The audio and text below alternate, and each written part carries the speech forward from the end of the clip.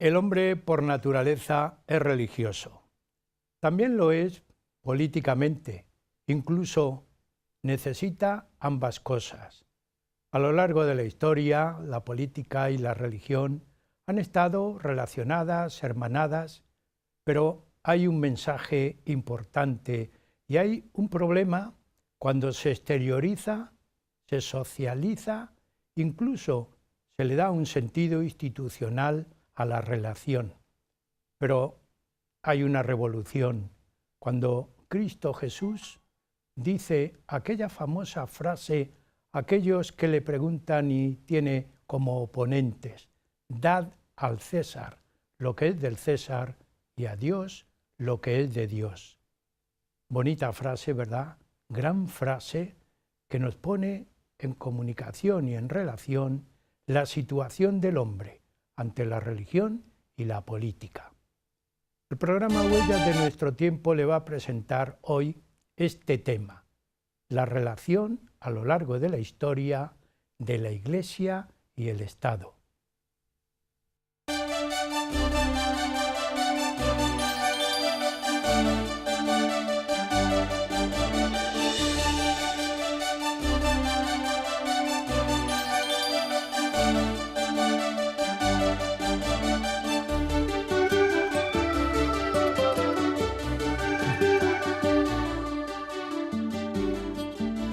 En España la relación Iglesia y Estado es tan íntimamente unida que podríamos decir que las raíces se pueden buscar en esa relación histórica que siempre ha tenido inmediata, pero también pronta y profunda, la Iglesia y el Estado.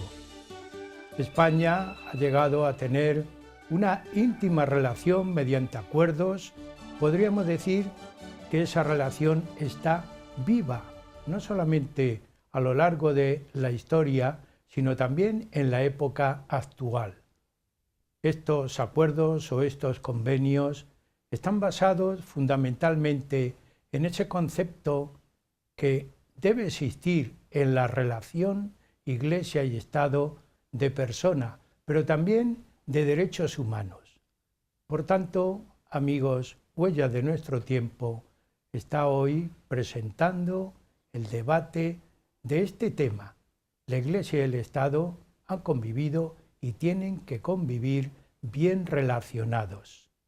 Para tratar del tema tenemos en el estudio a doña Consuelo Sánchez Castro Díaz Guerra, con un apellido muy largo, muy noble, pero ella es muy joven, que es licenciada en Derecho, cofrade de la Cofradía Internacional de Investigadores, es abogada en ejercicio, abogada Rotal, y tiene dos cuestiones importantes para este programa, que es escritora e investigadora. Y tenemos junto a ella a una persona ya conocida por todos nuestros telespectadores, don Víctor Rivas Carreras, que todos los cursos participa con algún tema, un tema de pensamiento, de investigación importante. Don Víctor Rivas es magistrado jubilado en Toledo, es licenciado en Filosofía, en Derecho, en Económicas y doctor en Filosofía también, estudiante de Teología y estudiante nato, escritor nato, e investigador, no por obligación, sino por deseo. Así que también, tanto a doña Consuelo como a don Víctor, yo les agradezco que hayan venido al estudio, al programa, a comunicarnos y a debatir con un tema tan actual, tan importante. Incluso yo diría que es sustancia en la España actual, porque son temas que teóricamente se aparcan, pero que en la realidad están reclamando que pensemos y tratemos sobre ello. Así que tenemos planteada la cuestión, relación Iglesia y Estado. Yo quiero, la primera cuestión, animaros a que comentéis a lo largo de la historia cómo ha sido esa relación. ¿Se han peleado? ¿Se han puesto de acuerdo? ¿Han llegado, diríamos, por el mismo camino a conseguir frutos comunes? ¿Cómo ha ido eso? Consuelo y Víctor, podéis hablar uno y otro. Consuelo, ¿qué te parece? Pues hombre, han ido siempre interrelacionados lo que era el poder político junto con el poder religioso. Nos podemos retrotraer a la época de las cruzadas y demás, o nos podemos incluso retrotraer a la paz de Westfalia, cuando se crea por primera vez el concepto de Estado y aparece ya por primera vez el concepto de libertad religiosa. Siempre han estado interrelacionados lo que es el poder político y el poder y el religioso, y en todas las historias de todos los países figura precisamente, y por desgracia en muchos casos, el ámbito de guerras provocadas por el ámbito religioso. Las cruzadas fue en definitiva provocadas por el ámbito religioso.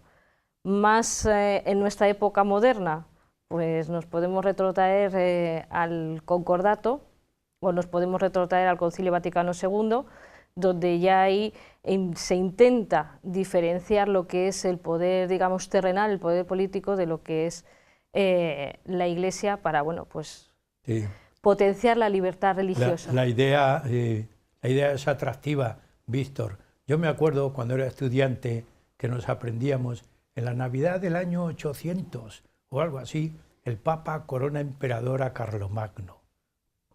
Eso fue pues ir de la mano, ¿no?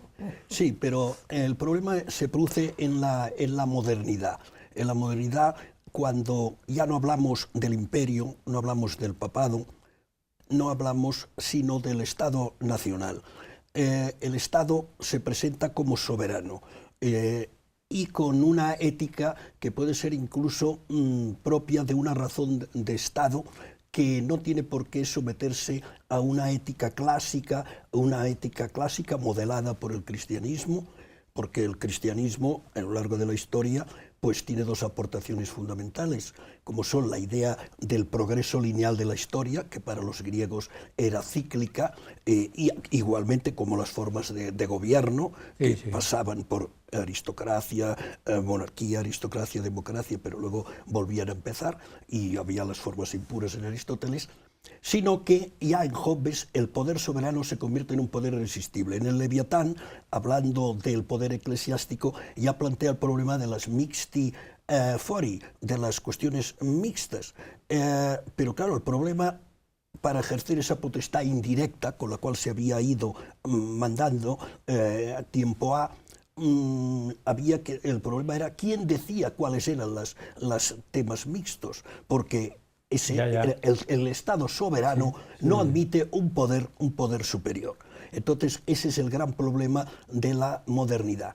Siempre han ido como problema resuelto. Yo me acuerdo, hablando ya me has dicho, de ciencias económicas, en la María esa, la que se daba de ciencias económicas, de religión, el cura en aquel momento, que era una época un poco distorsionada, porque los frutos del Concilio Vaticano II había muchos que los entendían a su manera, decía que el mejor sistema de relación entre la Iglesia y el Estado era la de persecución, porque es cuando Pero Víctor, estábamos planteando, y además Consuelo decía que históricamente ha habido una buena relación.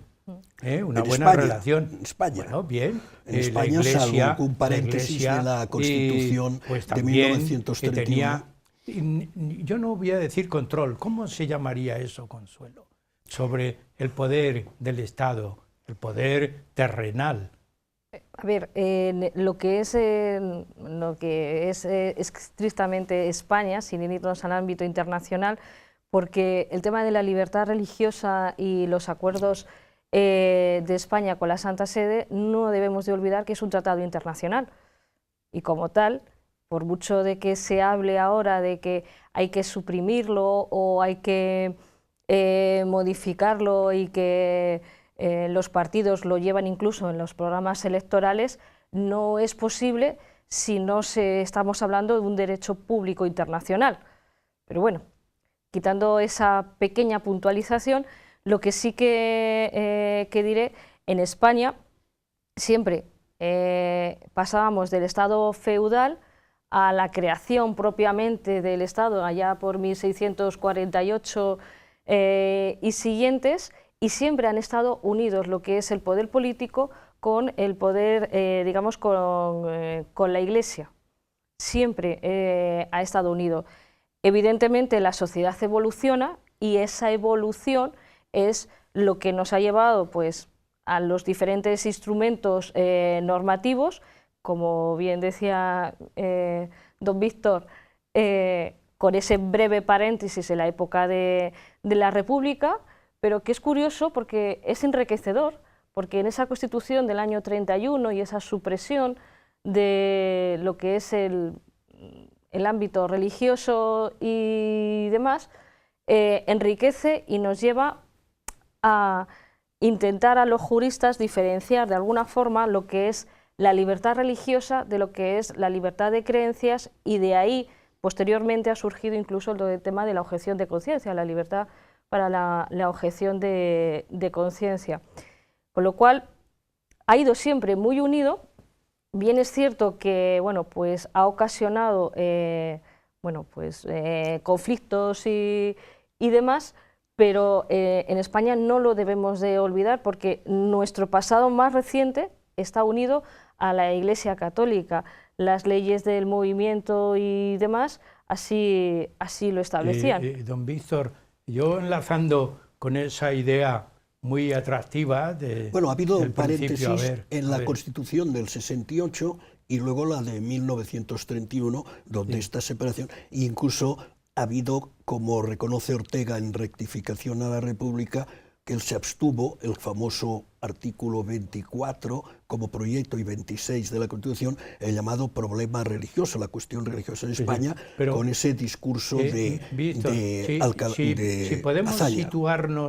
podemos situarnos, ya que iniciamos la época moderna. Vamos. Hasta la época moderna, a mí me agradaría que se definieran, si es que es posible, no sé, una serie de cuestiones, aunque sean pocas, dos fines distintos, teóricamente, pero que llega un momento que los fines se hacen comunes, los de la Iglesia y los del Estado. ¿Se puede plantear así en la época histórica? Óscar Alzaga distingue tres tipos de relación entre la Iglesia y el Estado. Una es una relación de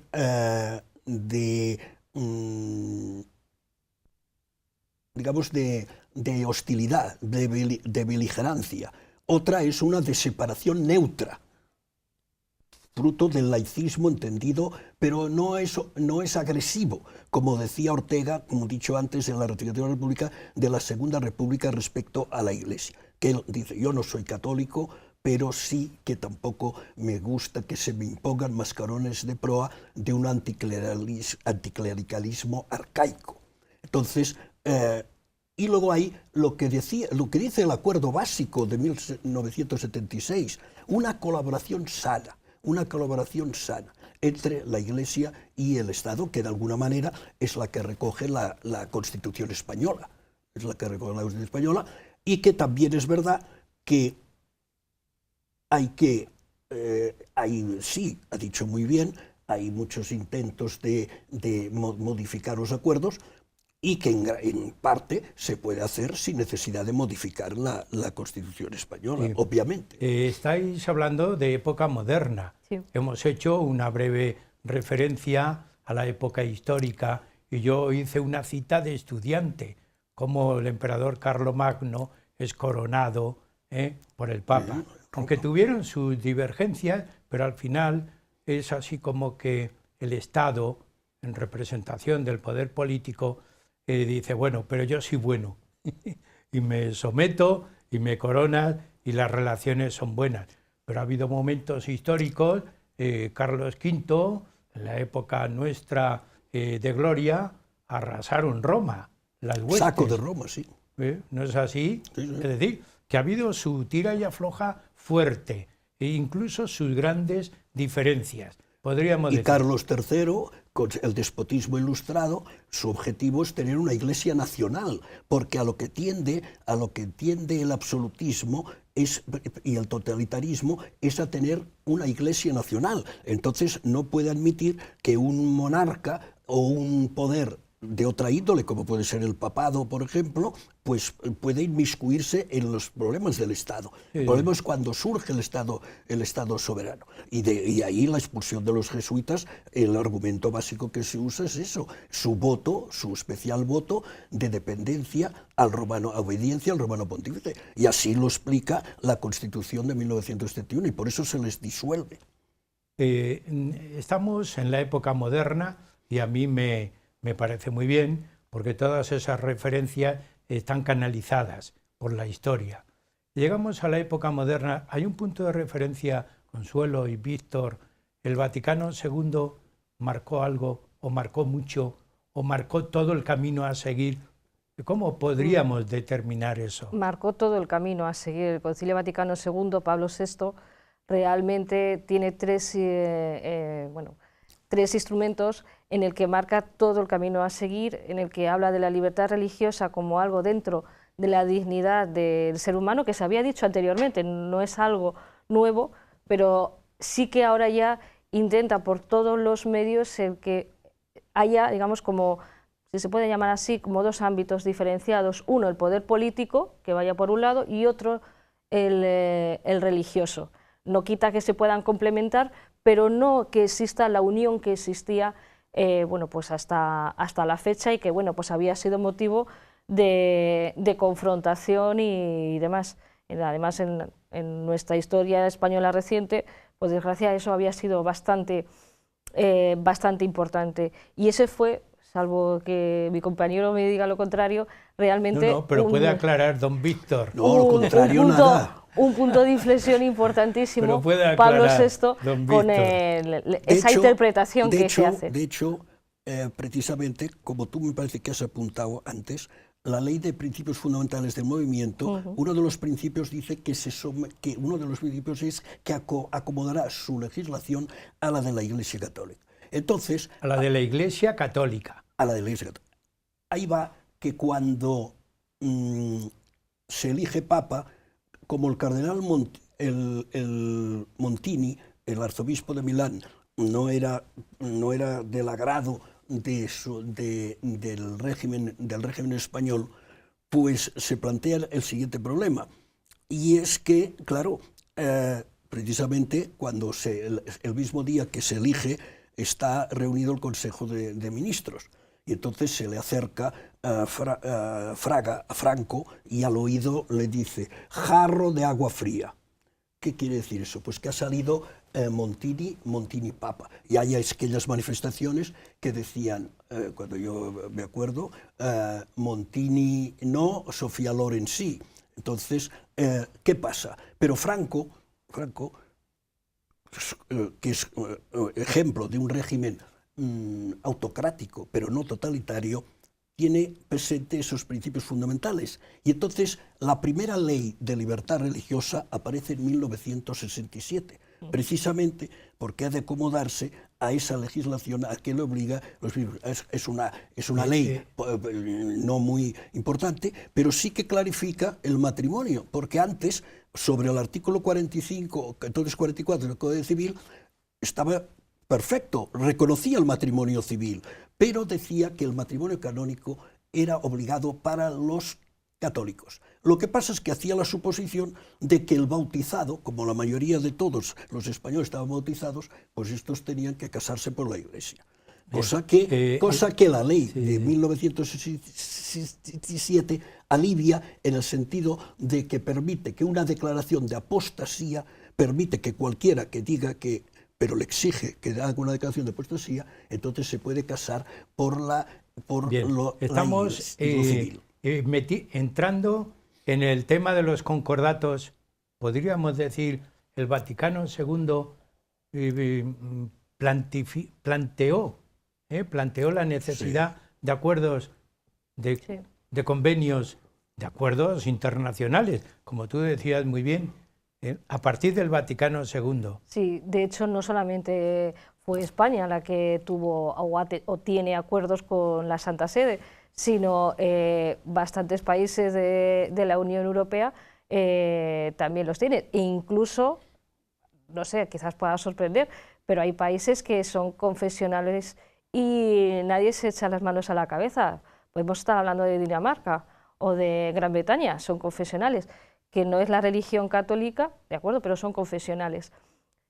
Concilio Vaticano II sí que establece que se vaya haciendo los diferentes instrumentos, de acuerdo con las normativas internas de cada país, para diferenciar ambos ámbitos. Y en esa ley del año 67, el Estado español, pero no por imposición de la Iglesia, que es importante, se reconoce como un Estado católico, pero no porque la Iglesia le impusiera nada, sino porque él libremente, bueno, o con el instrumento político de aquella época, con esa norma, se reconoce como Estado católico. Ya está. Posteriormente, nuestra Constitución del año 78 se borra esa terminología y pasa a ser un Estado que no se identifica con ninguna religión, ¿vale? De acuerdo, ya está.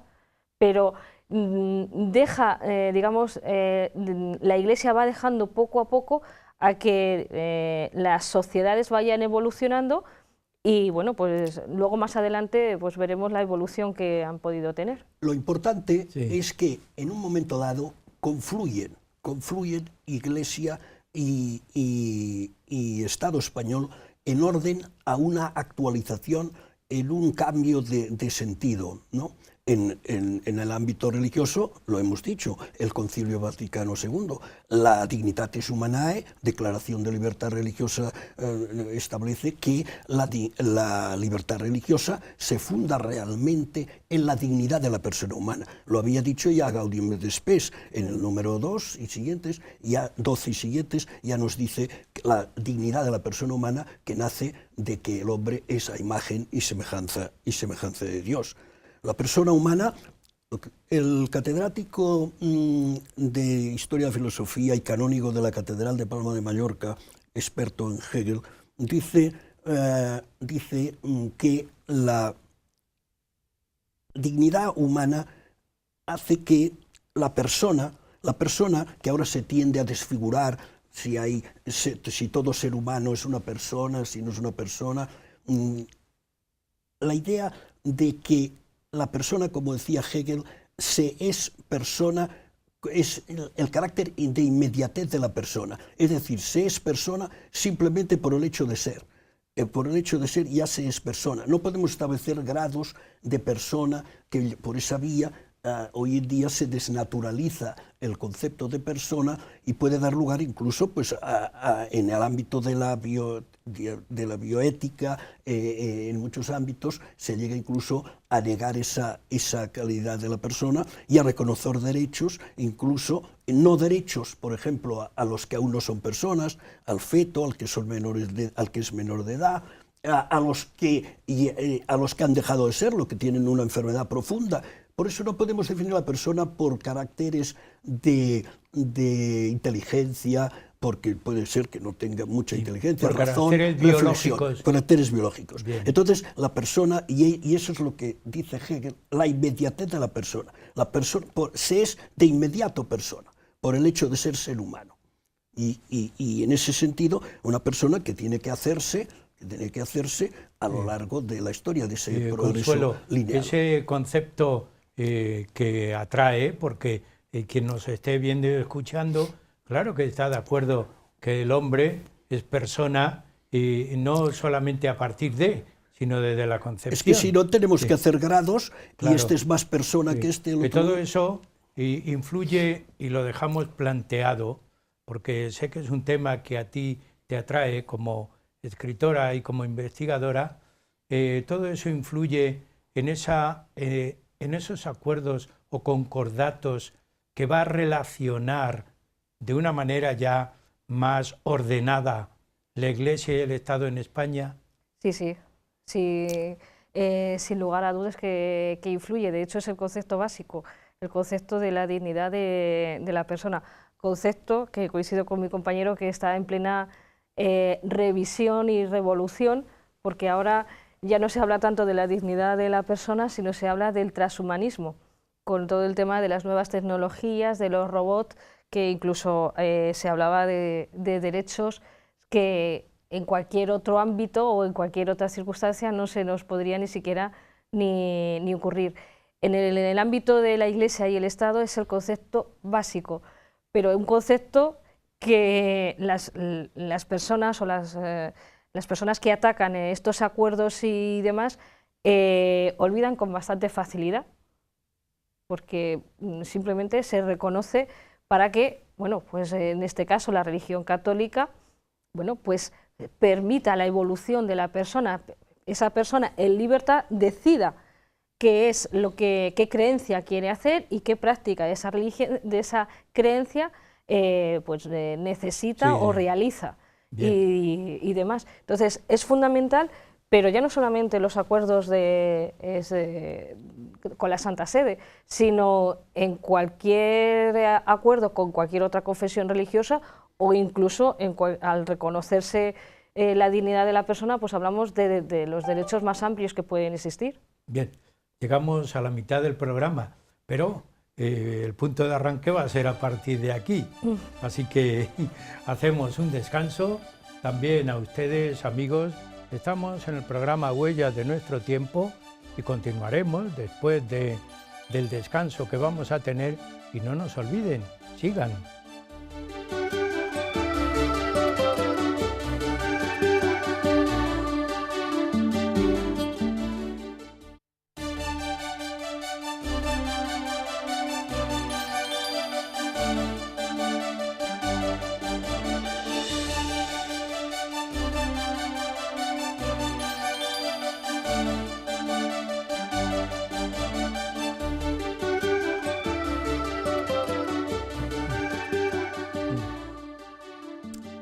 De nuevo continuamos en el programa Huellas de Nuestro Tiempo, que ya saben ustedes, les ofrece la Cofradía Internacional de Investigadores de Toledo.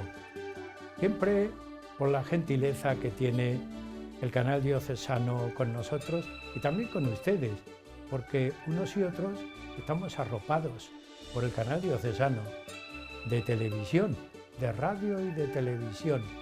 Estamos en el programa hoy con dos cofrades, doña Consuelo Sánchez Castro Díaz Guerra y don Víctor Rivas Carreras, que están debatiendo y exponiendo el tema relación Iglesia y Estado. En la primera parte habíamos hecho un pequeño recorrido histórico de esta relación. Vemos que han ido por caminos distintos, pero han tenido necesidad, ¿verdad, don Víctor? Han tenido necesidad de seguir el mismo camino. Les conviene seguir el mismo camino. Les conviene porque decía Consuelo algo trascendental. Es que estamos actuando con personas. De la Iglesia y el Estado. Creí que decías ella y yo. No, Iglesia y Estado están de acuerdo porque planteaba Consuelo algo trascendental. Que estamos hablando de personas, estamos hablando de concepto de persona. El hombre es un ser persona y yo ya no lo voy a definir más porque te voy a sustituir y no quiero. Así que, pero continuamos. La Santa Sede y España firman unos acuerdos, unos conciertos. Diríamos, bueno, estamos en la época de los conciertos, ¿verdad? En la época moderna. ¿Dónde están basados esos conceptos, esos acuerdos? Y vamos a situarnos, si os parece, históricamente en esa época española política de la transición y de la Constitución española. Vamos a ver ese punto de inicio de esta parte. Consuelo. Y don Víctor, por supuesto. Bueno, sí, tú misma. No, tú misma. Pues bueno, estamos en ese momento que, como hemos dicho, convergen Iglesia y Estado en un ámbito de reforma. porque la Iglesia también se actualiza, se hace más cristiana, para mi punto de vista, con el Concilio Vaticano II, y el Estado español pasa de un Estado, como he dicho antes, autocrático a un Estado democrático. Entonces hay un interés en ambas instituciones, en ambos poderes, de llegar a un punto de acuerdo, como dice, de sana colaboración.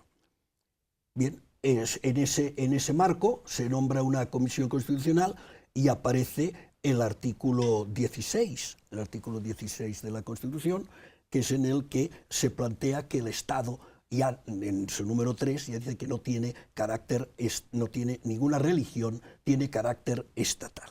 Ninguna religión tiene carácter estatal, pero ello no quita que, teniendo en cuenta la tradición de la sociedad española, consecuentemente cabe una cooperación con esta religión católica y con las demás confesiones religiosas. Eso plantea grandes problemas en la ponencia constitucional, que ahora pues todo el mundo pone en entredicho, pero hay que decir que, salvo la oposición del Partido Socialista, el Partido Comunista, por mediación del ponente de la Comisión Constitucional, Jordi Solé Tura, dice que no le gusta que se mencione especialmente a la religión católica, pero sin embargo reconoce el papel, lo que representa en España sociológica e históricamente la Iglesia Católica. Y por tanto va a votar a favor, el comunista vota. La que votó a favor. Sí. El Partido Comunista. El Partido Comunista votó a favor en la ponencia de esta. En cambio, que se reconociera en la Constitución. Tal como está. O sea, lo que se ponía en entredicho o se discutía al máximo es el que se mencionara especialmente a la religión católica y la colaboración en la Constitución.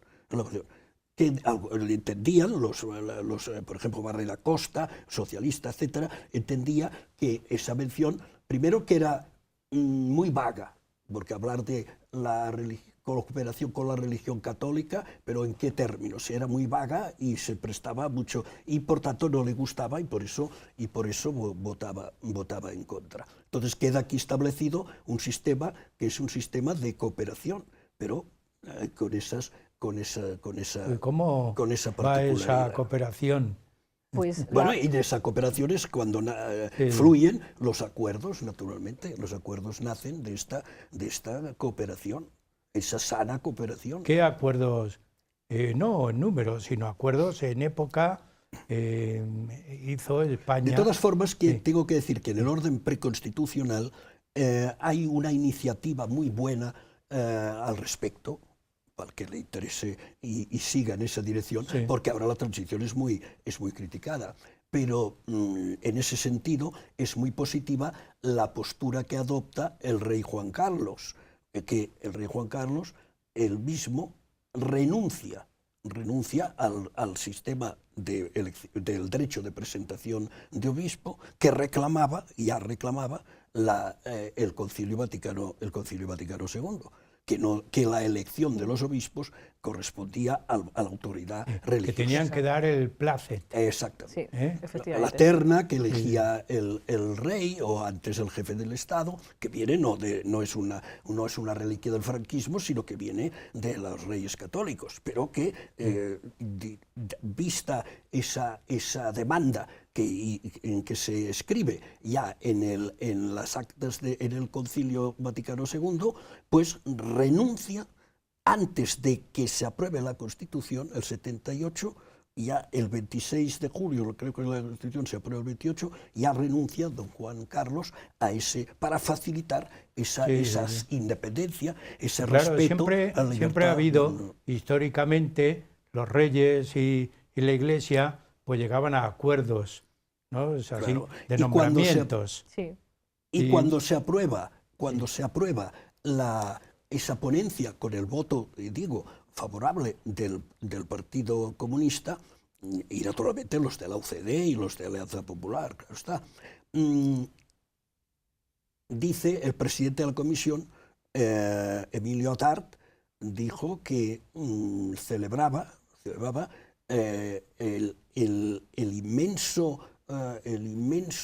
la altura de miras de los ponentes, les felicito expresamente, porque gracias a ello se había superado aquel enfrentamiento que esa cuestión, la cuestión religiosa, se abre había la abierto se abre entre la vía y el españoles. camino.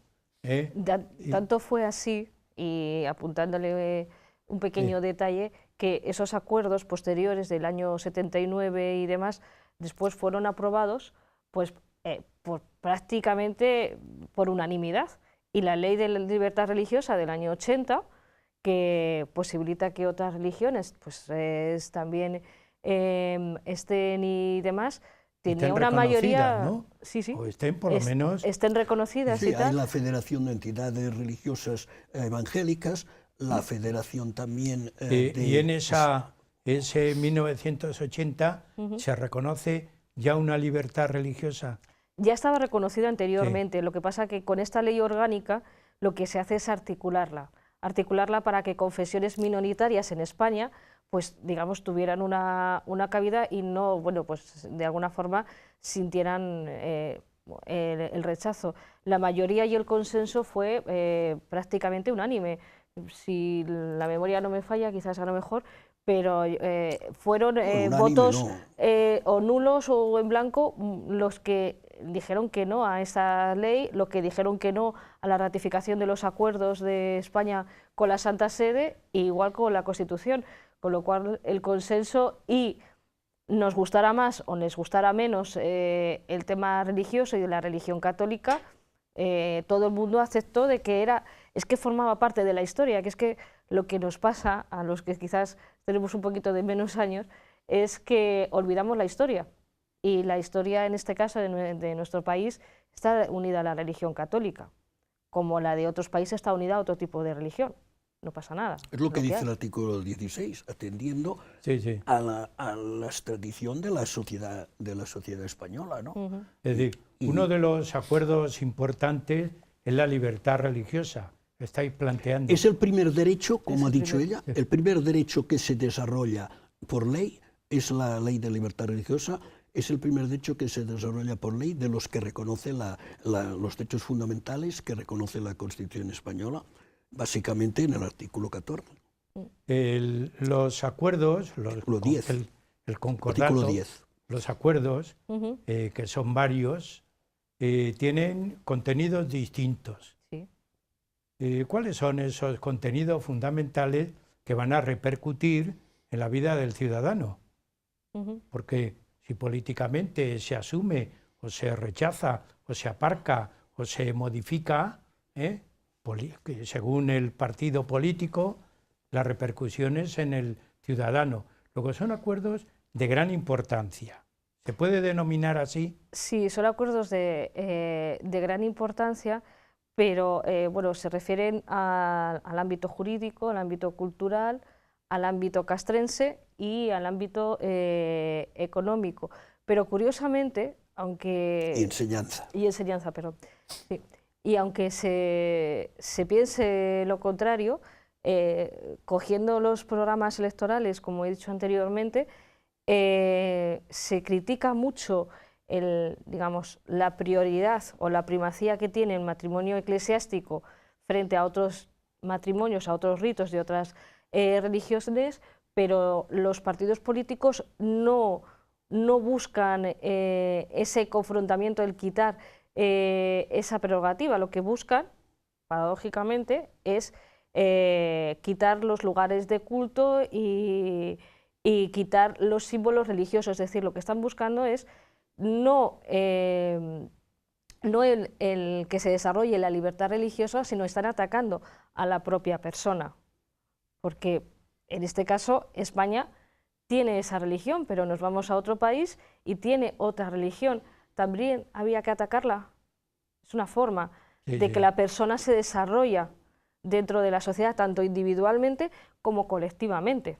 Y eso es lo que actualmente está brutalmente siendo atacado.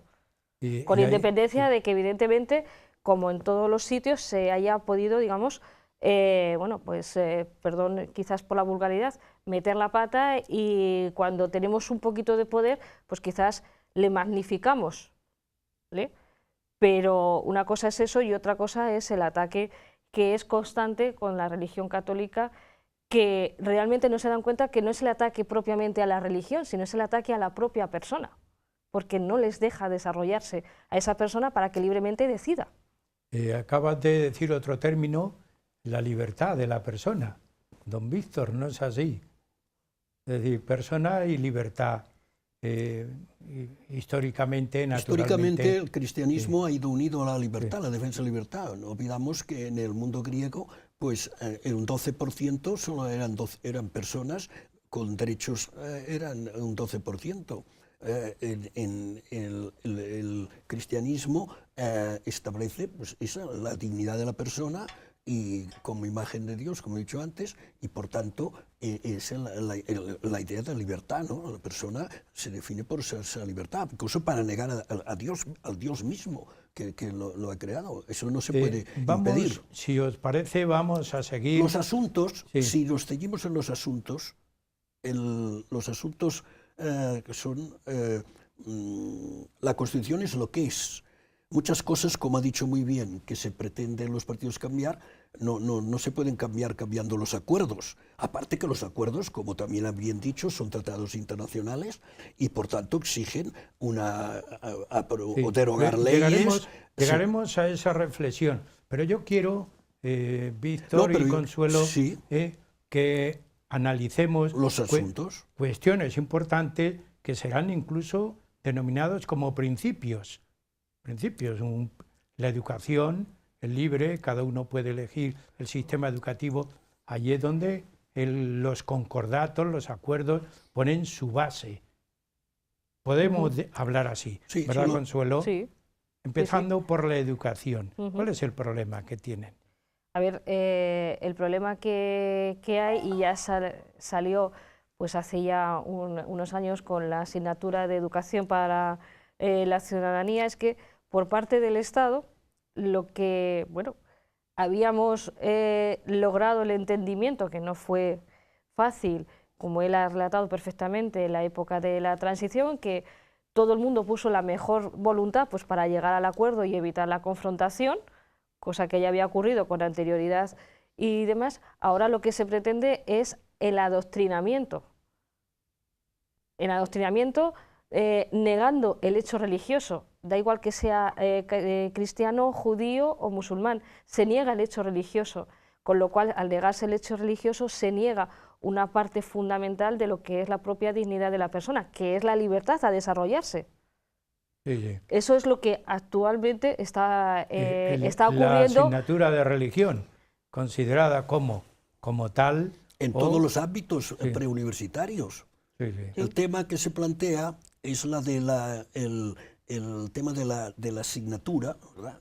Evidentemente es un derecho.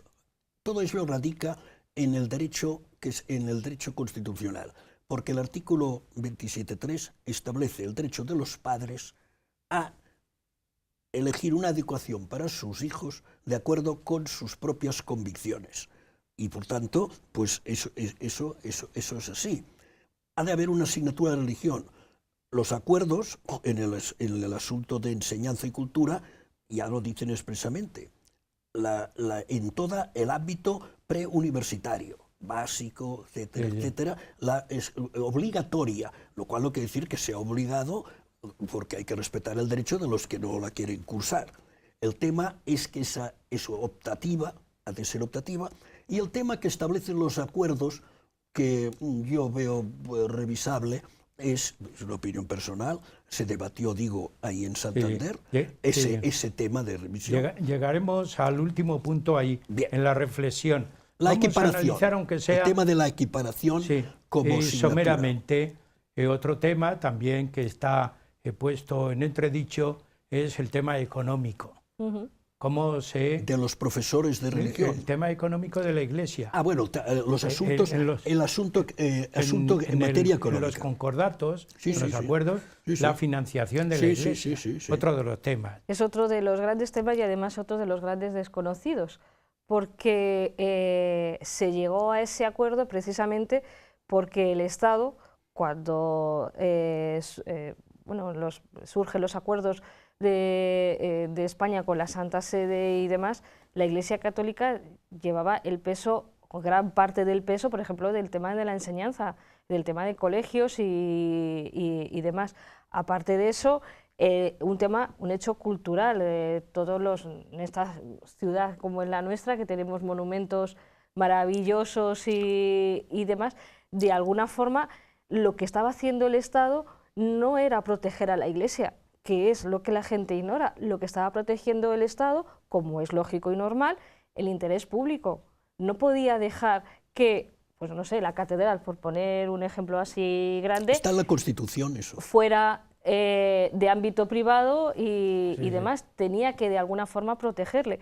Por eso se establecieron determinadas excepciones desde el punto de vista fiscal, pero la sociedad ha ido evolucionando y ahora la sociedad propiamente somos los creyentes los que mantenemos la Iglesia, y la Iglesia es la que establece pues acuerdos pues para poder mantener, por ejemplo, todo este patrimonio de historia que, como hemos dicho anteriormente, es que no tenemos que olvidar de dónde venimos.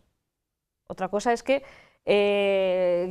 tengamos la historia sesgada. ¿De dónde venimos? Venimos de que el Estado y la Iglesia estaban unidos y, por lo tanto, las financiaciones de iglesias y demás eran conjuntas. Se ponen en entredicho ciertos templos, monumentos, claro, en la propiedad incluso. Sí. Bueno, la Constitución ya dice en el artículo 46 que los poderes públicos garantizarán la conservación e incluso el enriquecimiento del patrimonio cultural, artístico,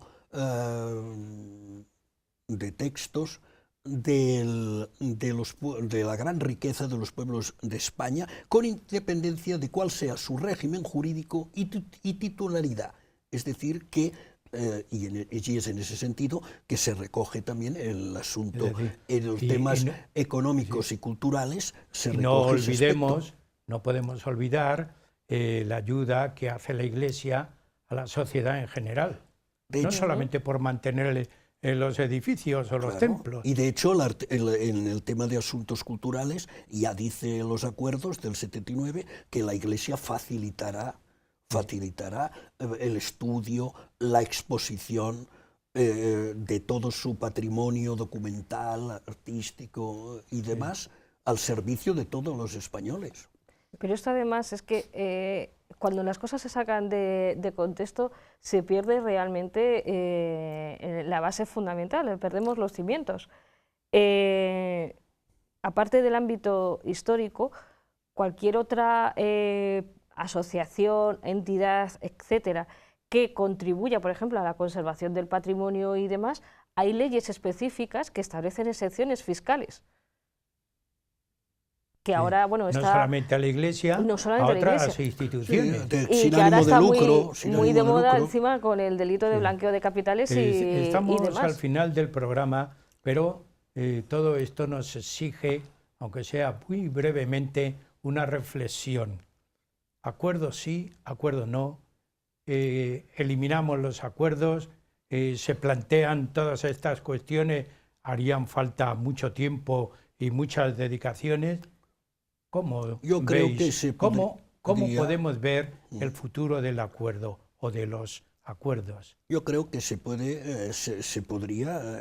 en ese debate que hemos dicho, en ese seminario de Santander, dirigido por Olegario González de Cardenal, sacerdote jesuita, muy reputado, pues se discutía ese tema y se consideró la posibilidad de revisar algunos de esos acuerdos desde el punto de vista de la Iglesia, ¿no?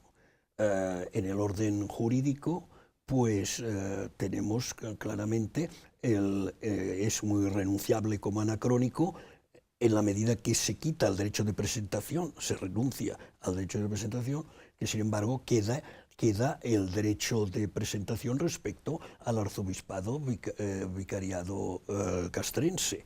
Es una cuestión que se debatió allí como posiblemente renunciable. Es decir, se puede revisar algunas partes, claro, ¿no? Una cosa, el hecho de que sí. un territorio que no sea español o que sea español esté bajo el obispo bajo otra diócesis de otro obispado. El tema del obispado de la Seu de Urgel, donde va el Principado de Andorra.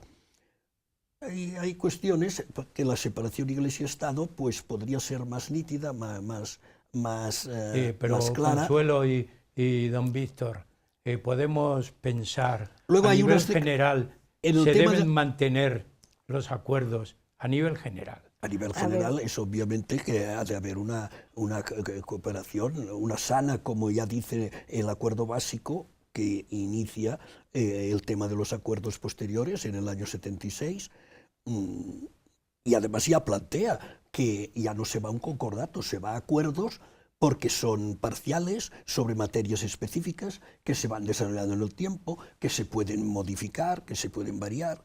Eso es una cosa normal, en 40 años puede darse caso, pero siempre manteniendo una cooperación, porque la cooperación es una materia constitucional. Es que habría que reformar la Constitución, porque ya he dicho que el artículo 16.3 habla de una cooperación específica con la Iglesia Católica. Lo que pasa es que a veces falla en la equiparación con las otras confesiones. Y ahí viene, Consuelo, puede incidir. Muy breve ya, porque estamos al final. ¿Cómo podemos complementar? Evidentemente la cooperación y demás, pero son acuerdos que son vivos, que están vivos, no se pueden suprimir. Y digo que están vivos porque, lo he dicho anteriormente, estamos en plena cuarta revolución industrial con todo el ámbito tecnológico. Entonces, si quitamos ese ámbito religioso de la persona, no vamos a repetir historias pasadas de la persona como propiedad, estaríamos hablando de la esclavitud, o incluso de cuestiones que no hace tanto tiempo que han pasado.